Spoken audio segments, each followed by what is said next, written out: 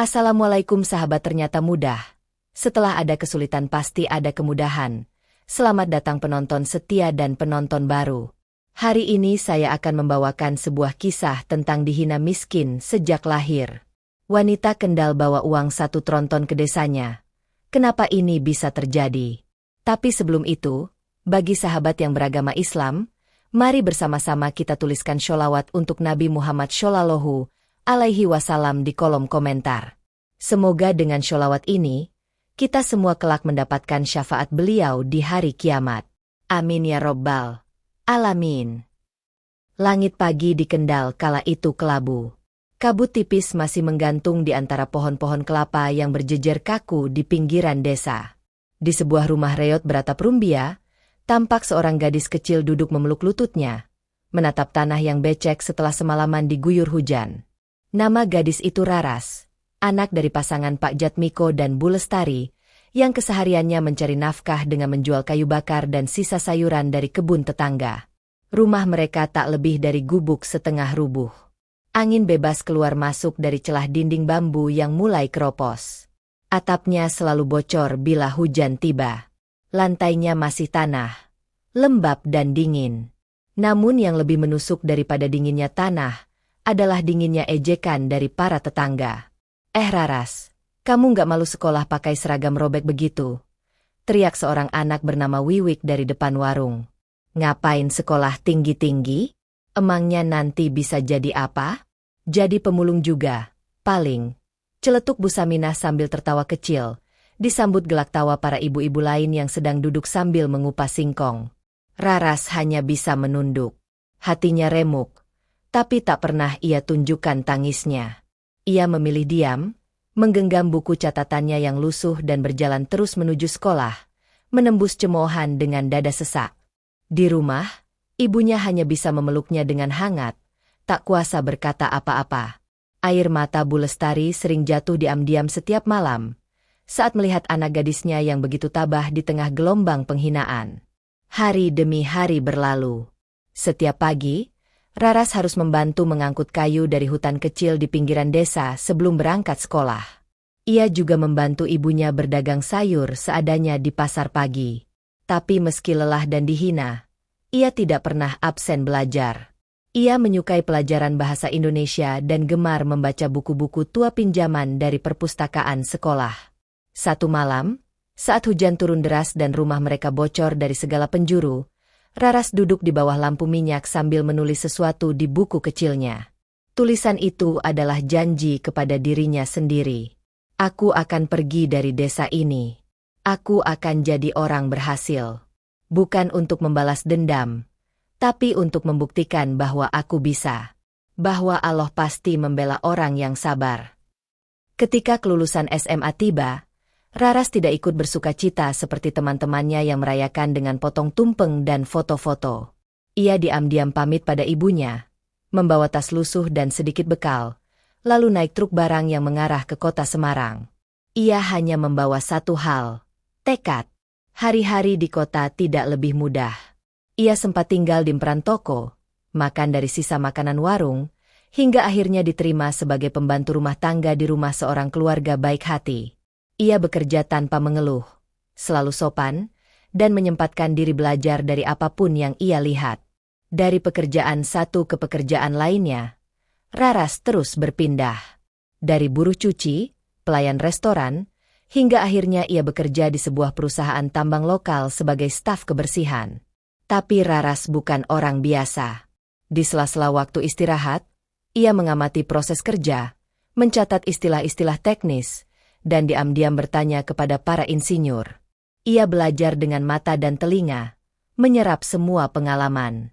Dan di saat orang lain tidur, ia membuka buku-buku bekas dan membaca hingga pagi.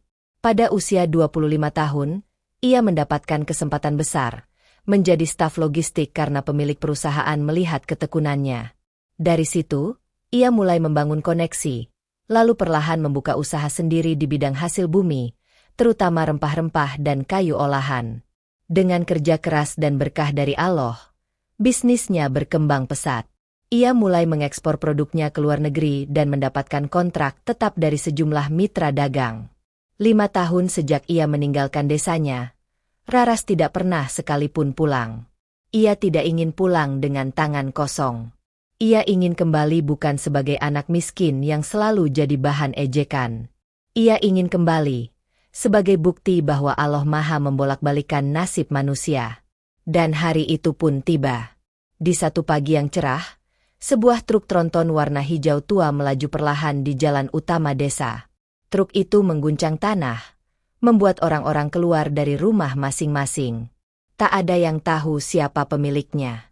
Tapi begitu pintu terbuka dan seorang perempuan muda turun dengan anggun dari kursi depan, seluruh desa terdiam. Wajah itu, langkah itu, tatapan mata itu Raras. Anak yang dulu mereka hina, kini berdiri megah di depan mereka. Truk tronton itu berhenti tepat di depan balai desa. Debu beterbangan saat rodanya menginjak tanah kering. Warga mulai berkumpul, saling berbisik, bertanya-tanya siapa gerangan yang membawa kendaraan besar ke kampung mereka yang sederhana ini. Anak-anak kecil berlarian mengelilingi truk dengan wajah heran. Para ibu mulai keluar dari dapur, menyekat tangan ke kain sarung, lalu berjejal di pinggir jalan. Suara gaduh perlahan berubah menjadi keheningan saat pintu truk terbuka. Dari balik kabin, muncul seorang perempuan muda berkerudung biru lembut. Bajunya sederhana tapi terlihat mewah, berpotongan rapi dan bersih. Sepatu kulitnya menginjak tanah dengan mantap. Tapi yang membuat orang-orang tak berkedip adalah wajahnya. Wajah itu, meski kini telah bersinar, tetap memancarkan bayang-bayang masa lalu yang tak asing bagi mereka. Raras, bisik Pak Lurah tanpa sadar. Ya Allah, itu beneran Raras, kata Bu Darmi sambil menutup mulutnya. Tubuhnya bergetar kecil. Orang-orang terpaku. Tak ada yang berani menyapa. Raras berdiri tegak di depan truk. Matanya menyapu wajah-wajah yang dulu pernah merendahkannya. Ia melihat Bu Saminah yang sering mengejeknya soal seragam robek.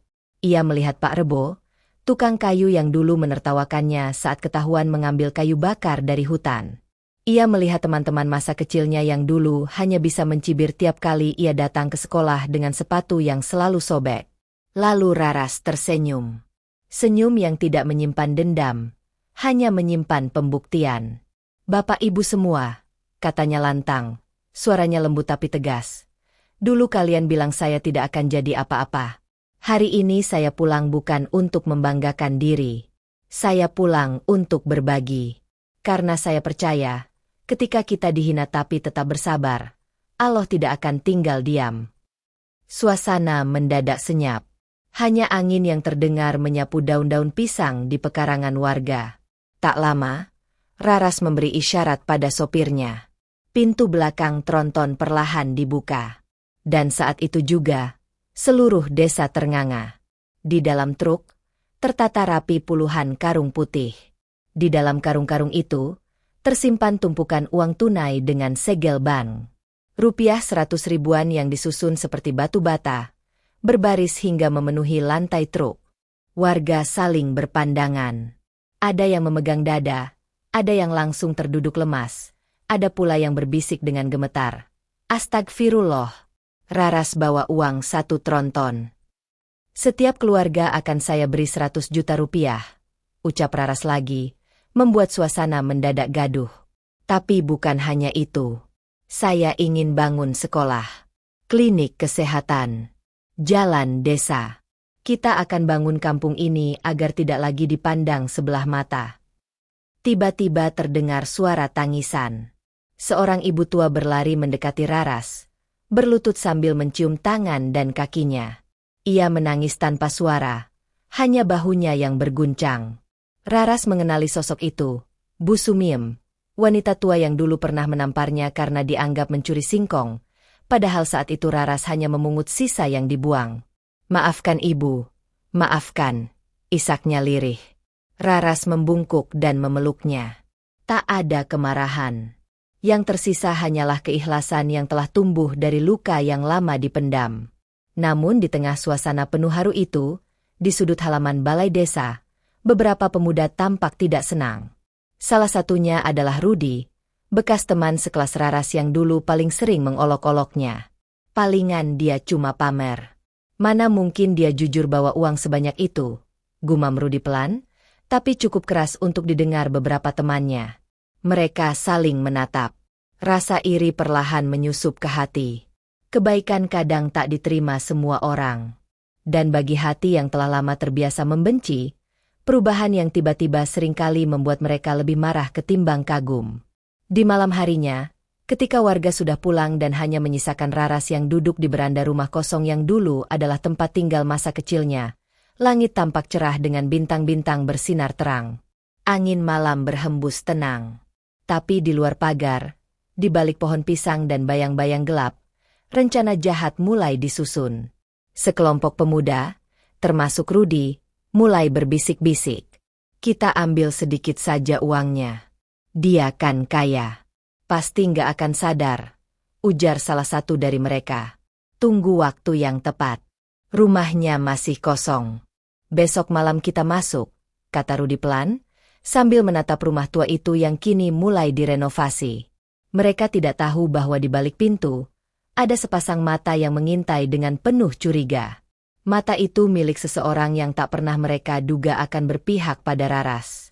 Seseorang yang dulu paling sering menghina, tapi kini merasa malu. Dan diam-diam, mulai belajar menghormati. Malam turun perlahan di desa Candi Mulyo, Kendal. Rumah-rumah warga mulai memadamkan lampu, suara jangkrik mengisi kesunyian, dan bulan sabit menggantung malu-malu di langit. Namun di satu rumah yang baru direnovasi setengah jadi, rumah masa kecil Raras yang kini mulai berubah wujud menjadi rumah modern bergaya etnik, lampu di beranda masih menyala. Di dalamnya, Raras duduk bersila, membaca tumpukan dokumen. Ia tengah menyusun rencana pembangunan sekolah dan klinik. Di sampingnya ada 2 koper besar berisi dokumen legal, proposal kontraktor, dan peta lokasi pembangunan. Tidak ada satpam. Tidak ada penjaga pribadi. Hanya seorang perempuan tua yang mondar-mandir sambil membawa termos teh. Raras, teh hangatnya ibu buatin ya. Suara itu lembut, jauh berbeda dengan masa lalu. Raras menoleh dan tersenyum. Terima kasih Bu Darmi. Saya nggak nyangka ibu mau bantuin saya seperti ini. Bu Darmi tertawa pelan. Suara tawanya kali ini tidak menyindir, tidak menghina. Dulu ibu memang bodoh. Terlalu mudah menghakimi. Tapi malam ini, ibu ingin jaga rumah ini. Takut kenapa-kenapa. Raras hanya menatapnya. Tidak menjawab. Tapi dalam hati, ia tahu, tak ada yang lebih besar dari perubahan hati manusia. Sementara itu, di ujung gang kecil belakang rumah, 5 pemuda berkumpul dalam bayang-bayang gelap. Rudi memimpin. Ia membawa obeng panjang dan sarung tangan hitam. Wajahnya serius, meski sesekali tampak ragu. Sudah jam 2. Dia pasti tidur, bisik Rudi. Kita masuk lewat jendela dapur. Pelan-pelan. Mereka bergerak seperti bayangan. Langkah-langkah mereka ringan, sepatu mereka dibungkus kain agar tak berbunyi. Saat mereka menyusup lewat pekarangan belakang, terdengar suara retakan kayu dari lantai tua. Tapi mereka tetap maju, dan ketika mereka sampai di jendela dapur, mereka mendapati sesuatu yang membuat mereka saling berpandangan. Jendelanya tidak terkunci.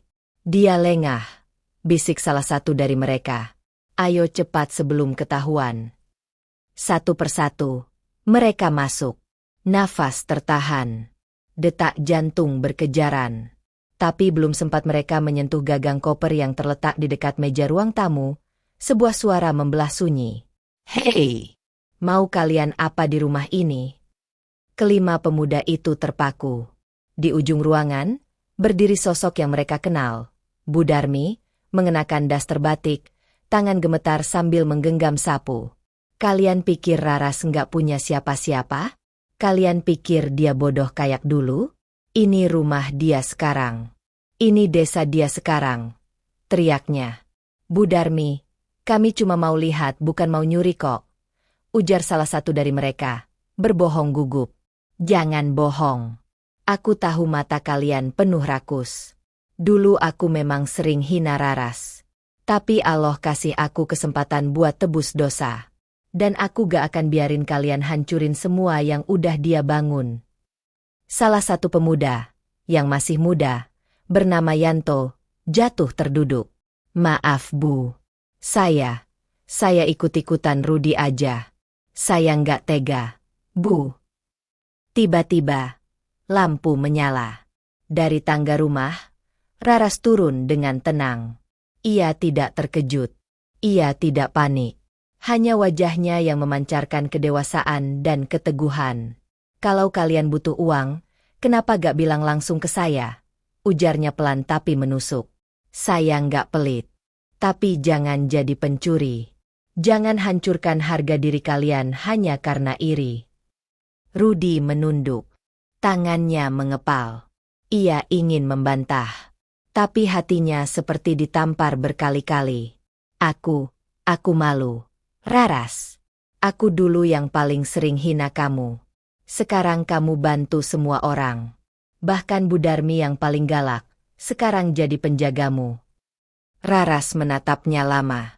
Rudi, aku dulu pergi dari sini bukan untuk lari dari hinaan, tapi untuk cari makna hidup. Dan ternyata, kesuksesan tidak ada artinya kalau tidak bisa membahagiakan orang lain. Kelima pemuda itu diam. Tidak ada yang bicara. Hanya rasa bersalah yang menggantung di antara mereka. Beberapa menit kemudian, Raras menyodorkan 5 amplop. Di dalamnya, ada modal usaha kecil. Ini untuk kalian. Tapi kelola dengan jujur. Jangan ulangi malam ini, ucap Raras. Dan malam itu, untuk pertama kalinya dalam hidup mereka, 5 pemuda yang pernah menghina dan mencoba mencuri menangis dalam diam.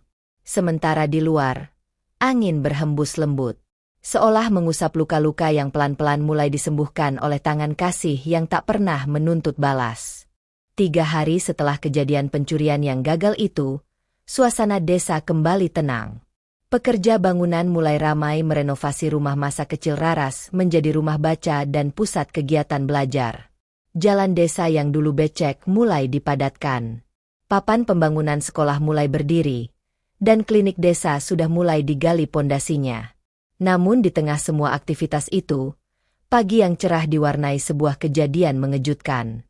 Sebuah mobil hitam berplat luar kota berhenti di depan rumah Raras. Dari dalam, keluar seorang pria berkacamata dan membawa map coklat. Ia mengetuk pintu dengan sopan, dan saat Raras membukanya, ia berkata pelan, "Saya Adrian, pengacara dari Semarang. Saya diminta mengantarkan ini, warisan dari ayah Anda."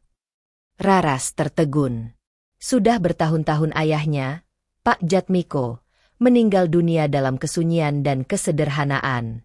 Tak pernah ia bayangkan ayahnya meninggalkan sesuatu selain kenangan akan kerja keras dan kesabaran. Dengan tangan gemetar, Raras membuka map itu. Di dalamnya ada surat tua yang sudah menguning, bertuliskan tangan ayahnya sendiri. Di samping surat itu, terlipat rapi sebuah peta kuno bergambar simbol-simbol aneh yang belum pernah ia lihat sebelumnya.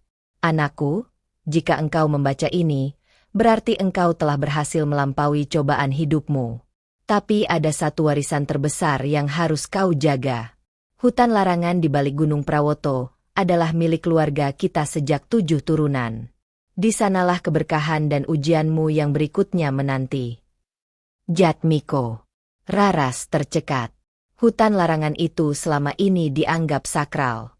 Tidak boleh dimasuki sembarangan. Para tetua adat selalu memperingatkan warga untuk tidak menebang satupun pohon di sana. Ia mengingat masa kecilnya, ketika ayahnya diam-diam membawa daun dari hutan itu untuk mengobati ibunya yang sedang sakit keras. Dan sakit itu sembuh hanya dengan ramuan sederhana. Namun surat itu memberi makna lain. Bukan hanya sakral, ternyata hutan itu milik mereka. Warisan yang disembunyikan. Ia memandang peta itu lama. Simbol-simbol aneh, garis-garis melingkar, tanda tangan tua di pojok kertas, semuanya seperti teka-teki. Saat ia menoleh ke arah Adrian, pria itu berkata, "Kami juga heran kenapa almarhum menyimpannya begitu lama. Tapi dari catatan di belakang peta, sepertinya ada sesuatu yang sangat penting di tengah hutan itu." Keesokan harinya, Raras memanggil Bu Darmi dan beberapa tetua desa, termasuk Pak Lurah dan Pak Muslih, sesepuh adat. Mereka berkumpul di pendopo, memeriksa peta dengan cermat. Pak Muslih, yang sudah hampir 80 tahun dan dikenal sebagai penjaga tradisi, terdiam lama. Lalu perlahan berkata, Ini jalur lama. Jalur para leluhur kita. Dan simbol ini tanda gua emas. Tapi, siapa yang memberitahu kamu soal ini? Raras mengangkat surat ayahnya. Ini dari Bapak. Suasana hening. Pak Lurah menatap ke arah para tetua. Kita harus hati-hati. Beberapa hari terakhir, ada perusahaan tambang datang ke balai desa. Mereka menawar tanah desa, termasuk hutan itu. Mereka bilang di dalamnya ada logam mulia. Raras merasakan perutnya mengeras. Jadi ini sebabnya ayahnya menyembunyikan warisan ini. Karena ia tahu, kalau orang serakah tahu, hutan itu akan dihancurkan. Kalau itu tanahmu, ucap Pak Muslih serius, kau harus cepat bertindak. Karena sekali alat berat masuk, kita tak bisa cegah lagi. Dan benar saja. 2 hari kemudian, truk-truk besar dengan logo perusahaan tambang PT Sinar Kalimaya mulai mendekati batas desa. Raras melihat dari kejauhan buldozer, kren, dan mesin pengebor. Seorang lelaki berkemeja rapi turun dari mobil dan menyodorkan surat perizinan kepada kepala desa. Namun, di balik senyuman dan kata-kata manis, tersimpan niat rakus. Raras berdiri di depan alat berat itu, tak gentar. Hutan itu milik saya. Ini buktinya. Dan saya tidak akan izinkan siapapun merusaknya, katanya sambil menunjukkan surat warisan dan peta tua. Tetapi konflik tidak berhenti di sana. Malam itu, sebuah isu baru meledak. Raras menyimpan kekayaan warisan untuk dirinya sendiri. Isu itu menyebar cepat, disulut oleh orang dalam desa sendiri. Dan yang menyebarkannya adalah orang yang dulu pernah meminta maaf padanya, Rudi. Dia sengaja simpan harta itu. Dia mau kita tetap miskin. Padahal kalau hutan itu dibuka, kita semua bisa kaya. Teriak Rudi saat rapat desa malam hari. Suaranya lantang, penuh emosi. Warga mulai ribut. Sebagian memihak Rudi. Sebagian lain mulai ragu kepada Raras. Fitnah memang lebih tajam dari peluru. Dan sekali dilontarkan, ia bisa menembus keyakinan yang paling kuat sekalipun. Namun Raras tidak gentar. Ia tahu, kebenaran tak bisa dibungkam selamanya. Dengan tenang, ia memutuskan masuk ke dalam hutan larangan, mengikuti peta warisan ayahnya, ditemani Bu Darmi dan Pak Muslih. Mereka akan mencari kebenaran dan membuktikan bahwa harta sejati bukan untuk disimpan, tapi untuk dijaga demi kelangsungan kehidupan semua makhluk. Fajar baru menyingsing ketika Raras menginjakan kaki di tepi hutan larangan. Embun masih melekat di ujung daun, dan aroma tanah basah menguar menyambut pagi. Ia berdiri di sana dengan langkah mantap, ditemani oleh Bu Darmi yang kini tak pernah lepas dari sisinya, serta Pak Muslih, tetua adat yang membawa tongkat kayu tua peninggalan kakeknya. Peta warisan dari ayahnya tergenggam erat di tangan. Di atas kertas kusam itu tergambar jalur rahasia, simbol-simbol leluhur, dan sebuah tanda yang ditulis dengan tinta merah darah, tanda bahaya sekaligus petunjuk emas. Jalur ini hanya dipakai para leluhur saat ritual besar. Tapi sudah puluhan tahun tidak ada yang berani melewati, bisik Pak Muslih sambil menunjuk sebuah pohon beringin besar dengan akar mencuat seperti naga tidur. Ketiganya berjalan menembus semak dan akar-akaran. Suasana hutan begitu sunyi, hanya sesekali terdengar suara burung hantu yang belum kembali ke sarangnya. Kabut menggantung rendah, menciptakan aura magis yang menekan dada. Raras beberapa kali harus berhenti dan menatap peta untuk memastikan arah. Di tengah perjalanan, mereka menemukan tumpukan batu tua yang tersusun rapi seperti altar. Di atasnya terdapat prasasti batu bertuliskan aksara Jawa kuno yang hampir tak terbaca. Pak Muslih membaca dengan pelan, terbata-bata, lalu mendongak dengan wajah tegang. Ini bukan sembarang batu. Ini pesan dari masa lalu. Isinya begini, hutan ini adalah ibu. Siapa yang merusaknya, maka ia telah menyentuh nadi kehidupan. Emasnya untuk yang menjaga, bukan yang menjarah. Raras merinding. Kata-kata itu seperti suara ayahnya sendiri yang berbisik dalam benaknya. Ia menatap ke arah pepohonan tinggi, seolah memohon restu pada alam. Perjalanan berlanjut, dan menjelang siang, mereka tiba di sebuah gua tersembunyi di balik lebatnya pakis dan semak. Mulut gua tertutup jaring akar, tapi di bagian atasnya tampak simbol yang sama seperti di peta. 3 lingkaran emas dengan titik di tengah. Dengan bantuan Pak Muslih, mereka membuka jalan dan masuk ke dalam. Di dalam gua, suasana berubah. Udara lebih hangat. Di dindingnya, terlukis lukisan purba, gambar manusia, burung, dan matahari. Tapi di sudut gua yang paling dalam, ada sesuatu yang membuat napas mereka tercekat. Tersimpan rapi dalam lubang batu adalah emas alam murni, bercahaya samar tanpa cahaya lampu. Bukan dalam bentuk batangan, tapi seperti kristal yang tumbuh dari dinding batu. Keindahannya begitu memukau, tapi tak bisa diambil sembarangan. Di atas batu itu, terukir kalimat dalam aksara yang lebih jelas. Harta ini bukan milik siapa-siapa, tapi milik semua. Yang mengambil tanpa izin, hidupnya akan dipenuhi tangis. Yang menjaga dengan cinta, akan diwarisi berkah leluhur. Raras menutup matanya, lalu berlutut dan menyentuh batu itu dengan perlahan. Ia tidak serakah. Ia tidak tergiur. Ia hanya ingin memahami. Lalu ia berdiri dan berkata lirih, "Kita harus jaga tempat ini. Jangan biarkan tangan kotor menyentuhnya." Namun di saat yang sama, tanpa mereka tahu, Rudi dan 2 pemuda lain telah mengikuti dari jauh. Mereka melihat dari celah pohon, mendengar dari balik semak. Dan saat melihat emas itu, mata Rudi membelalak. Nafasnya tercekat.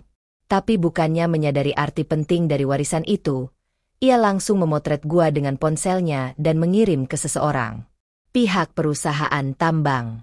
Sore itu, saat Raras dan rombongan kembali ke desa, suasana mulai terasa berubah.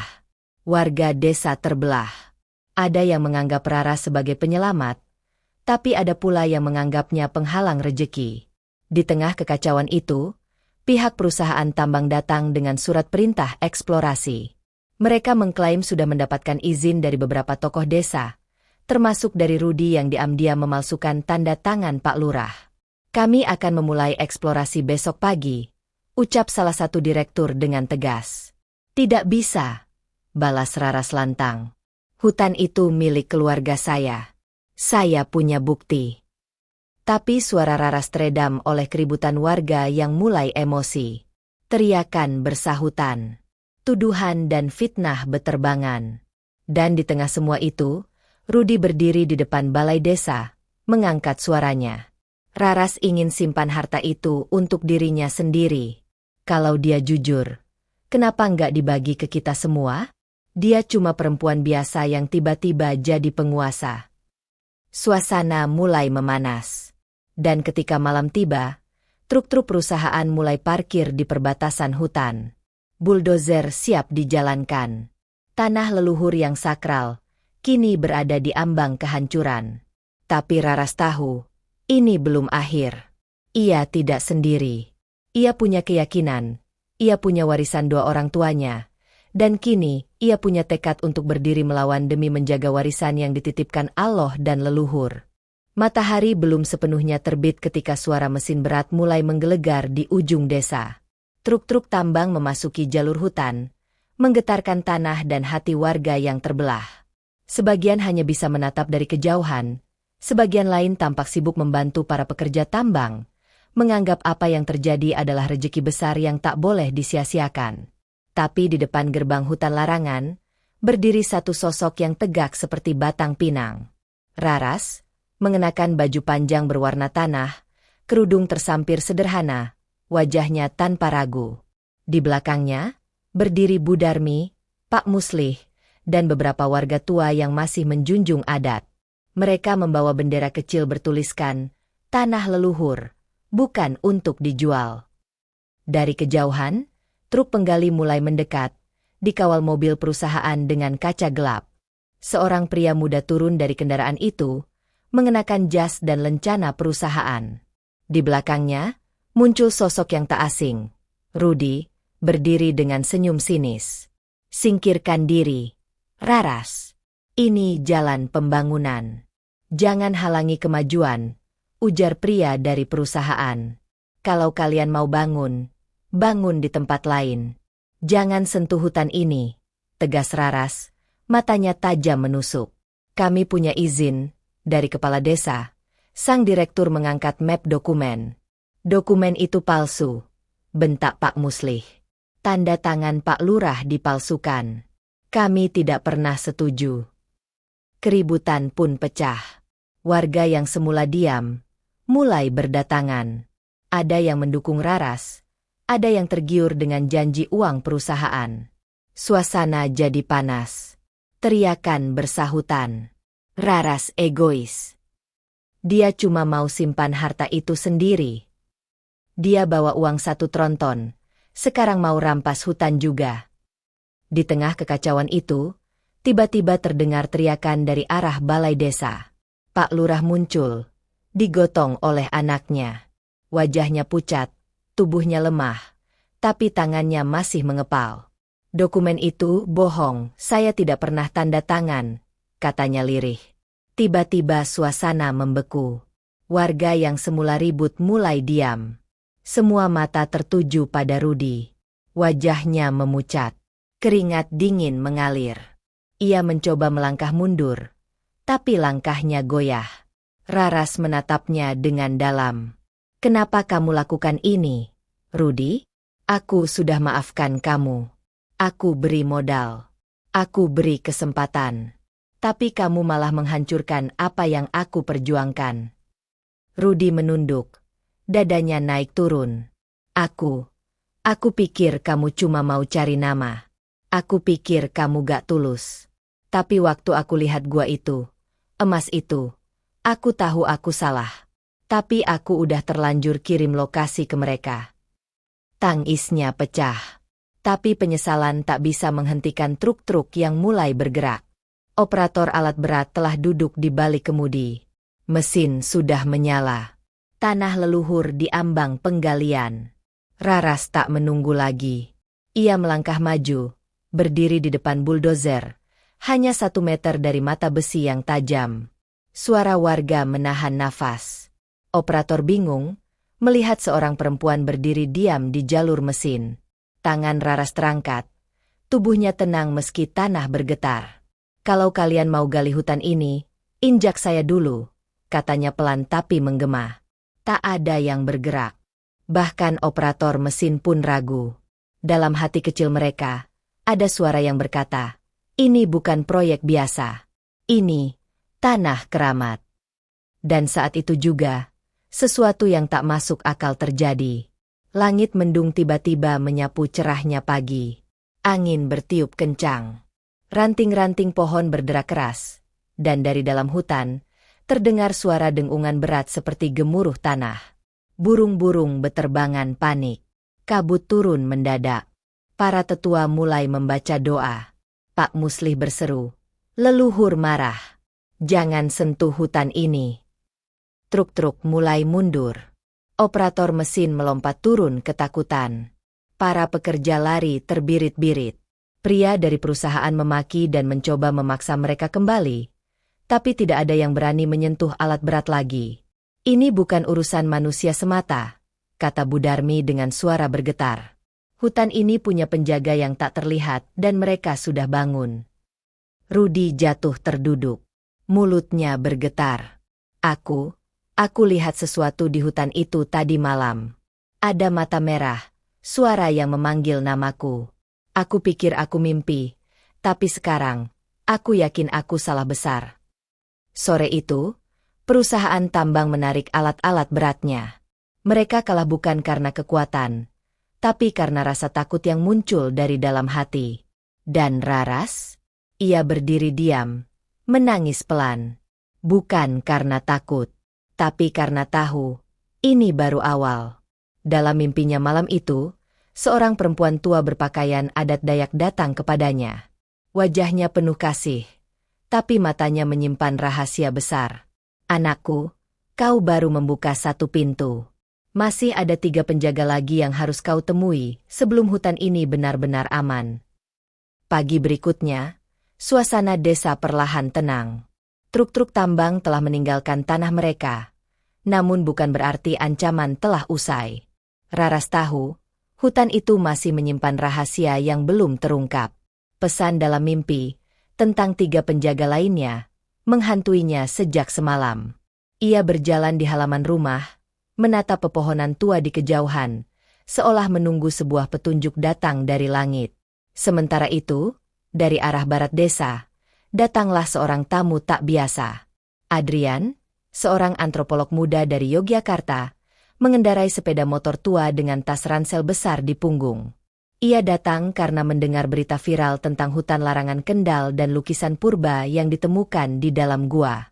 Ia ingin meneliti lebih dalam tentang simbol-simbol suku Dayak tua yang konon berasal dari jalur migrasi ribuan tahun silam.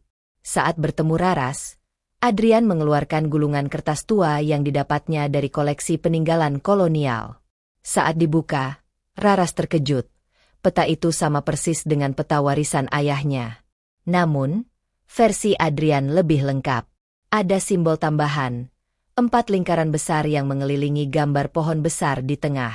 Di tiap lingkaran tertulis kata kuno yang berarti akar, sungai, batu, dan api. Kau sudah temui penjaga batu di gua emas, bukan? Tanya Adrian. Raras mengangguk pelan. Lalu, yang berikutnya. Adrian menelusuri peta dengan jarinya, lalu menunjuk titik di ujung selatan hutan. Ini, aliran sungai Purwosari. Menurut legenda Dayak, sungai itu dijaga oleh roh kembar, penjaga arus kehidupan. Kalau kita ingin melindungi seluruh hutan, kita harus menyapa penjaga itu dan minta restu. Tanpa menunggu lama, Raras, Adrian, dan Budarmi memulai perjalanan menuju sungai. Mereka menyusuri jalur licin dan lembab, melintasi akar-akar menjalar dan pohon-pohon tua yang tinggi menjulang. Setelah 2 jam berjalan, mereka mendengar gemuruh air dan tibalah mereka di tepi sungai Purwosari yang mengalir tenang, tetapi dalam. Sungai itu tampak berbeda dari aliran air biasa. Di beberapa titik, terlihat pusaran kecil yang berputar lambat seperti tarian. Kabut tipis menggantung di atas permukaan. Di tepi batu besar, terdapat patung batu kembar, masing-masing dengan wajah tertutup lumut dan satu tangan menunjuk ke langit, satu lagi ke dalam air. Adrian berlutut dan membaca ukiran di bawah patung. Barang siapa ingin hidup sejalan dengan alam, bersihkan dahulu hatinya dari amarah. Penjaga sungai hanya muncul untuk yang jujur dan ringan beban. Raras menatap ke arah pusaran air, lalu menutup matanya. Ia berjalan perlahan masuk ke sungai, hingga air mencapai pinggang. Budarmi hendak mencegah, tapi Adrian menahan, biar dia sendiri. Ini jalannya. Saat Raras sampai di tengah pusaran, tiba-tiba arus berhenti. Air menjadi hening, seperti kaca. Dan di bawah kakinya, muncul kilatan cahaya kehijauan. Suara lembut terdengar dari balik air. Mengapa kau datang? Raras tidak menjawab dengan mulutnya. Tapi dalam hatinya ia berkata, aku datang bukan untuk memiliki, tapi untuk menjaga. Aku bukan pewaris harta, aku hanya penjaga titipan. Lalu air di sekelilingnya berputar pelan, membentuk lingkaran cahaya. 2 sosok bayangan muncul dari dalam pusaran, siluet samar dari 2 perempuan berpakaian adat air. Rambut mereka menjuntai seperti aliran sungai. Mereka tidak berbicara, hanya menundukkan kepala, lalu menghilang bersama gelembung yang pecah pelan di permukaan. Dan di tepi sungai, patung batu kembar itu bergetar pelan, lalu mengeluarkan sinar redup dari bagian dadanya. Raras berjalan kembali ke darat. Tubuhnya basah kuyup, tapi wajahnya tenang. Adrian dan Budarmi menyambutnya dengan terdiam. Lalu Adrian berkata, kau telah diterima. Kita telah menemukan 2 dari 4 penjaga. Tapi sebelum mereka bisa merayakan keberhasilan itu, suara keras membelah langit. Duar! Sebuah ledakan kecil terdengar dari arah timur desa. Asap mulai membumbung di langit biru. Mereka saling menatap. Warga berlari ke arah suara. Beberapa berteriak panik. Api mulai menjalar dari gudang koperasi desa. Orang-orang sibuk menyiram, tapi api seolah tidak bisa dikendalikan. Di tengah kerumunan itu, Raras tiba dan langsung melihat bahwa sumber api adalah tangki solar besar yang baru saja diletakkan oleh pihak perusahaan tambang. Sebelum mereka pergi, tangki itu meledak, membakar gudang dan melukai 2 orang pekerja. Ini sabotase, teriak seseorang. Tapi Raras berpikir lain. Ia memejamkan mata, lalu berbisik lirih pada Adrian dan Bu Darmi. Bukan sabotase. Ini peringatan. Penjaga berikutnya sudah bangun.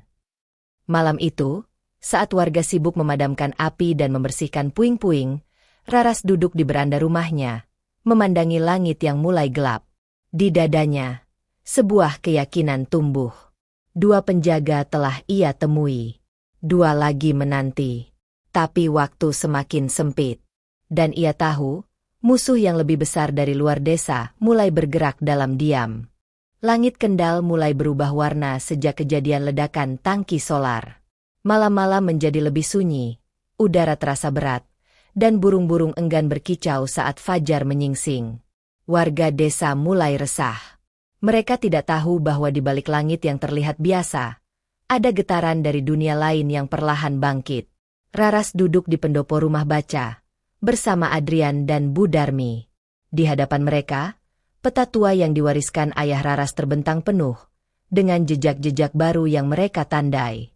2 penjaga telah mereka temui, penjaga batu dan penjaga sungai. Namun 2 lingkaran lain belum tersentuh. 1 bertuliskan, api, dan 1 lagi bertuliskan, akar. Penjaga api, gumam Adrian. Dalam kepercayaan suku tua, api adalah simbol penyeimbang. Ia bisa menghangatkan, bisa pula membakar. Bu Darmi mengangguk pelan. Aku pernah dengar, ada satu tempat di atas bukit, namanya Watuwuluh. Dulu, orang-orang bilang di sana sering muncul cahaya merah di malam hari. Tapi tak ada yang berani mendekat. Katanya, itu tempat para leluhur menurunkan api suci kepada yang terpilih. Raras bangkit. Kalau itu benar, kita harus ke sana. Malam ini juga. Meski Bu Darmi sempat ragu karena Watuwuluh dikenal angker, akhirnya mereka bertiga berangkat dengan membawa obor dan perbekalan secukupnya. Perjalanan menuju bukit memakan waktu hampir 2 jam, menembus hutan pinus dan tanah berbatu. Langit malam perlahan ditelan awan gelap, seolah memberi isyarat akan turunnya rahasia besar. Sampai akhirnya mereka tiba di puncak Watuwuluh. Di sana hanya ada sebuah batu besar berdiri menjulang di tengah lapangan rumput. Angin kencang berputar mengitari tempat itu, membuat api obor mereka hampir padam. Di sini tempatnya, ujar Adrian, suaranya nyaris tenggelam oleh angin. Ia membuka kembali catatan legenda Dayak, membaca lantunan doa kuno yang mengundang energi penjaga api. Tiba-tiba, langit bergetar. Petir menyambar jauh di balik pegunungan. Angin berhenti. Sun. Lalu terdengar suara ledakan halus, dan dari celah batu, keluar semburat cahaya jingga membentuk lingkaran. Raras melangkah maju. Batu itu terasa hangat. Tiba-tiba, nyala api kecil muncul dari sela-sela bebatuan, menyala seperti obor yang tidak membakar apapun. Raras menyentuh cahaya itu dengan ujung jari, dan api melingkar ke arah tangannya. Tidak menyakitkan, tapi seolah membaca isi hatinya. Wahai api, ucapnya dalam hati, jika aku tidak layak, padamkanlah. Tapi jika aku penjaganya, nyalakanlah.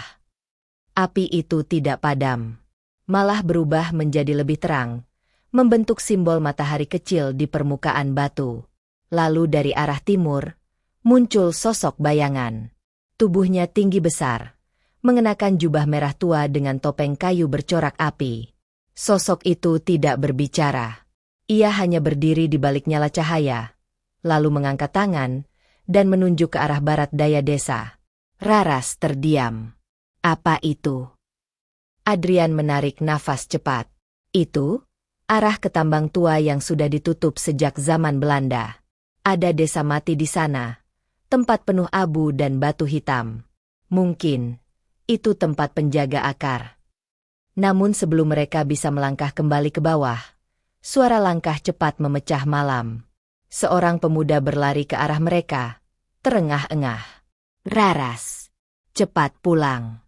Desa diserang. Mereka berlari turun bukit.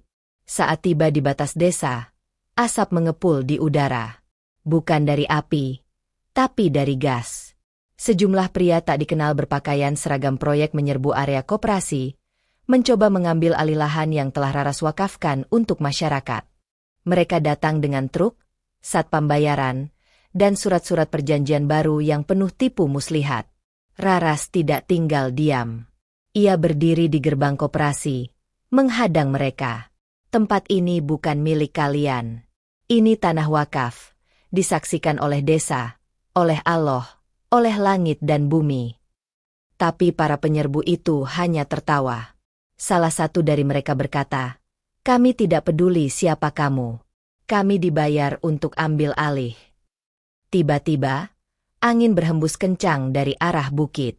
Nyala api dari sisa obor yang dibawa Raras menyambar pelan ke arah pagar bambu. Namun bukannya membakar.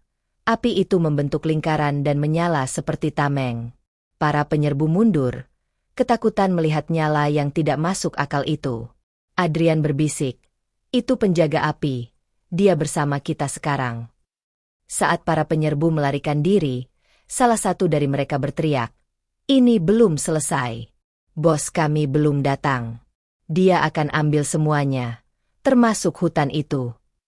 Dan malam itu, di tengah sisa asap dan cahaya api suci, Raras berdiri di antara puing-puing tanah yang coba direbut, dengan satu keyakinan. 3 penjaga sudah bersamanya. 1 lagi tersisa. Dan ia harus menemukannya, sebelum musuh utama datang membawa kehancuran. Mentari pagi menyinari desa Candi Mulyo dengan lembut, tapi kehangatannya tidak bisa mengusir ketegangan yang menggelayuti desa. Malam yang penuh dengan serangan dan nyala api suci masih membekas di benak warga. Mereka mulai sadar bahwa perjuangan Raras bukan sekadar soal harta, tapi tentang warisan dan kehidupan yang menyatu dengan alam dan leluhur. Raras duduk di bawah pohon trembesi besar di halaman rumah baca. Di sampingnya, Adrian meneliti kembali peta tua warisan ayah Raras, sementara Bu Darmi menyiapkan air jahe untuk menghangatkan pagi yang mulai terasa dingin aneh. Penjaga akar, tinggal 1 lagi. Tapi tak ada penanda arah di peta ini, ujar Adrian frustasi. Raras termenung. Dalam hatinya terngiang kembali suara dalam mimpinya, suara perempuan tua berselendang daun yang berbisik, "Engkau akan menemukannya bukan di atas tanah, tapi di bawah kaki orang-orang yang telah lama kau lupakan." Tiba-tiba, sebuah bayangan tua muncul di depan mereka. Seorang lelaki tua berpakaian compang-camping dengan rambut putih tak terurus.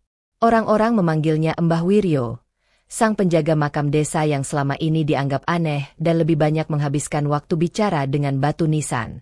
"Mencari penjaga akar, ya?" katanya pelan. Raras menoleh cepat. "Simbah tahu." Mbah Wiryo mengangguk. "Ikut aku. Tapi hanya kau yang boleh ikut. Akar hanya bicara pada darah warisan." Adrian hendak membantah, tapi Raras menenangkannya. Ia tahu, jalan menuju akar kehidupan ini hanya bisa ditempuh sendiri. Perjalanan menuju makam tua di ujung desa ditempuh dengan berjalan kaki. "Di sanalah," katanya, "akar kehidupan bertemu dengan roh para leluhur." Pohon-pohon besar tumbuh melingkar. Akarnya menembus tanah dan mencengkeram nisan-nisan tua yang sudah miring. Tempat itu hening. Tapi bukan hening biasa. Ada semacam getaran di tanah. Raras bisa merasakannya di telapak kakinya. "Sini," kata Mbah Wiryo menunjuk sebuah batu nisan tua berlumut. Di belakangnya, ada lubang kecil yang ditutupi daun-daunan. Raras membersihkannya pelan. Di balik lubang itu, ada lorong tanah sempit yang menurun. Mbah Wiryo menyodorkan obor. "Masuklah. Tak semua anak bisa bicara dengan akar. Tapi kau adalah cucu dari tanah ini." Tanpa ragu, Raras masuk. Lorong tanah itu lembab, berliku, dan hanya cukup untuk tubuhnya merangkak. Udara tipis dan aroma tanah basah membuat nafasnya berat.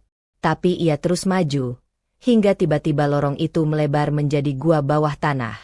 Di sana, akar-akar pohon menggantung dari langit-langit gua seperti tirai. Di tengah ruangan, ada pohon tua besar yang tumbuh dari batu, dengan cahaya hijau lembut memancar dari batangnya. Akar-akar itu bergerak pelan, seolah menyambutnya. Dan di permukaan tanah, tampak sebuah ukiran, simbol yang sama dengan lingkaran terakhir di peta. Lalu suara itu datang, bukan dari luar, tapi dari dalam dadanya. Kau telah berjalan jauh, Raras. Tapi musuhmu sudah lebih dekat daripada yang kau duga. Tiba-tiba, bayangan muncul di permukaan akar. Sosok yang sangat dikenal, Rudy. Tapi kali ini bukan Rudy biasa. Matanya merah, wajahnya kaku, seolah bukan dirinya sendiri. Di belakangnya, berdiri seorang pria asing berkemeja hitam. Wajahnya penuh luka bakar lama, sorot matanya tajam seperti ular. Namanya Bayu Sangka, investor utama dari PT Sinar Kalimaya. Dialah yang selama ini menjadi dalang semua kekacauan. Jadi ini pusatnya, pohon kehidupan, gumam Bayu dalam bayangan. Sempurna untuk dihancurkan. Raras berdiri, tangannya mengepal. Ia tahu ini bukan sekadar mimpi. Ini adalah peringatan langsung dari leluhur. Ia menatap akar di hadapannya. Kalau ini warisan Allah, maka aku tidak akan biarkan siapapun menyentuhnya. Cahaya dari pohon tua itu semakin kuat. Akar-akar perlahan membungkus Raras, bukan untuk melukai, tapi untuk memberinya kekuatan. Di tangannya muncul sebatang tongkat akar, berukir simbol-simbol lama, bercahaya lembut. Ia merasa ringan, kuat, dan seolah bisa mendengar bisikan semua unsur alam. Ketika Raras kembali keluar dari lorong dan bertemu Mbah Wiryo, mata lelaki tua itu berkaca-kaca. Kau telah diterima, penjaga akar, penjaga yang terakhir. Tapi saat mereka tiba di desa, semua berubah. Rumah baca hangus sebagian. Jalan masuk desa dijaga orang-orang bersenjata. Truk-truk besar kembali muncul. Dan kali ini, mereka tidak datang diam-diam. PT Sinar Kalimaya sudah punya izin dari pemerintah pusat, kata seseorang dari pengeras suara. Tanah ini akan dibebaskan. Hutan akan digali. Kalian tak bisa menolak. Raras berdiri di depan kerumunan warga. Tangannya menggenggam tongkat akar. Matanya tajam menatap langit. 4 penjaga telah bersamanya. Tapi kini, saatnya menghadapi perang yang nyata. Langit desa Candi Mulyo kini kelabu. Awan menggantung rendah, seolah menunggu pertarungan yang tak terelakkan. Di tepi hutan larangan, puluhan truk tambang dan alat berat telah berbaris seperti pasukan perang. Pria-pria berbaju seragam hitam berdiri membawa surat perizinan dari pusat. Mereka bukan lagi sekadar pekerja tambang, tapi pasukan yang siap menggempur bumi tanpa peduli tangis sejarah. Di seberangnya, berdiri Raras, teguh dengan tongkat akar di tangan. Di sisi kanannya, Bu Darmi, Pak Muslih, dan puluhan warga yang kini telah bersatu. Di sisi kirinya, Adrian, menggenggam catatan tua tentang leluhur tanah Jawa.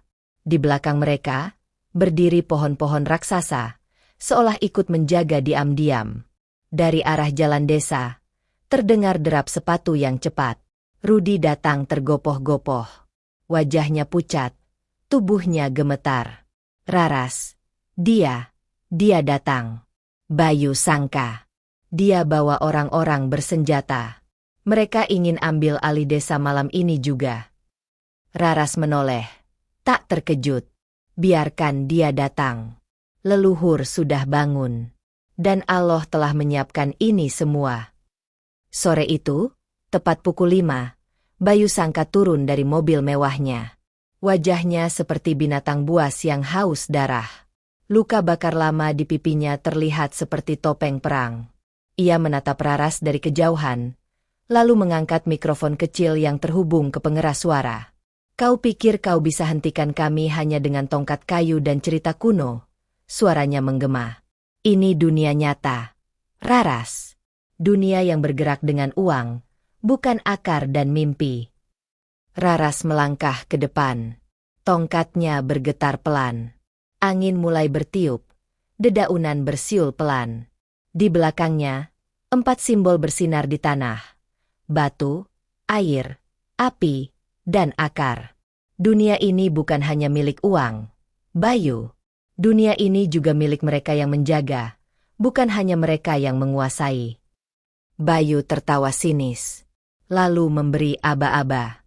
Alat berat mulai bergerak.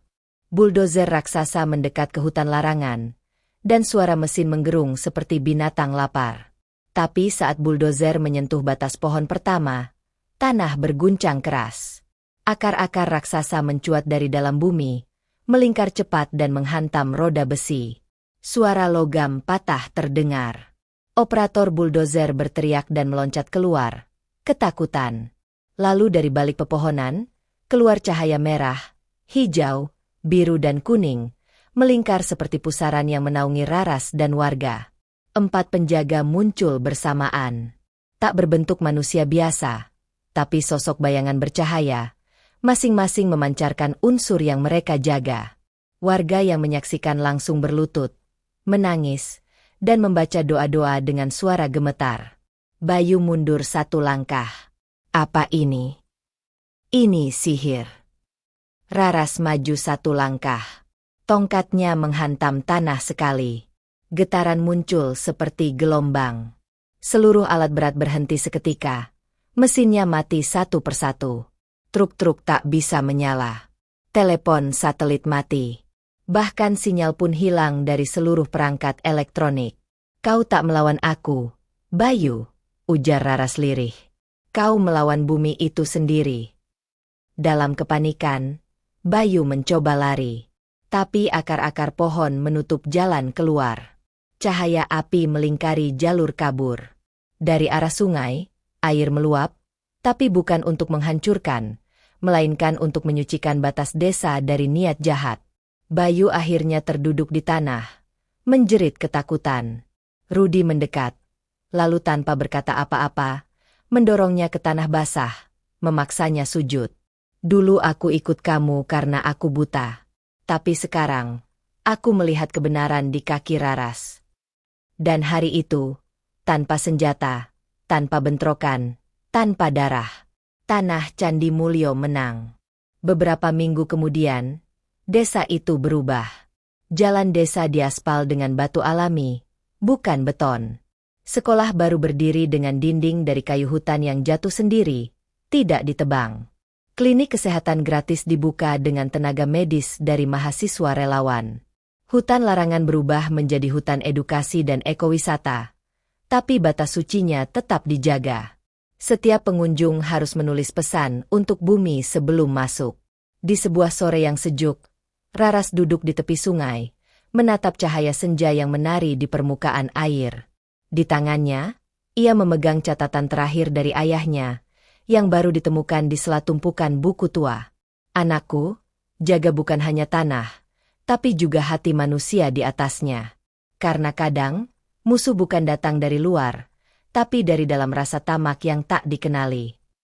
Jatmiko. Raras menutup catatan itu, tersenyum kecil, lalu menatap anak-anak desa yang kini bermain tanpa takut di bawah bayangan pohon-pohon besar. 4 penjaga kini tidak hanya tinggal di alam, tapi juga hidup di hati manusia yang sudah belajar untuk menjaga, bukan menguasai.